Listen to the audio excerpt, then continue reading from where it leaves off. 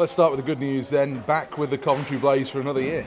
Yeah, obviously where else would I play? I enjoy the club, I enjoy the organisation, the city, my home's there, so I'm delighted to be back. Is it always difficult when you get to the summer months? You know that you're going away with GB, but your future's still a little bit up in the air? I've always been one of those people that I just focus perhaps on the task at hand.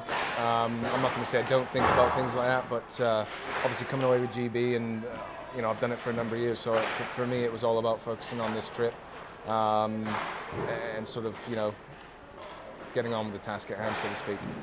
What does it mean to you to have another opportunity, having gone to the playoff finals again, to go back and get the chance to play for more trophies in Coventry? Yeah, it always makes you hungry. I mean, obviously 2 years ago we had a roller coaster season as we did last season, and to go and win the playoff trophy 2 years ago was phenomenal. And I think when you go through bad times and then you have an ending like that, it's kind of like a fairy tale story, and we were close to perhaps the same thing this season just gone. So obviously I think next year I'm obviously excited to be back, but one thing I think is that our league campaign needs to be better than it has the last couple of seasons, and I think that's one of the goals that perhaps Coventry will be setting, is that the season campaign is better than it has been. Is that about using your depth better? Is it about being more consistent? You've got a wonderful goalie back there for another season anyway, so how do you see the club being, I suppose, a bit better? I think that's it. I think there's some teams that are obviously looking to go 4 lines and create that depth, so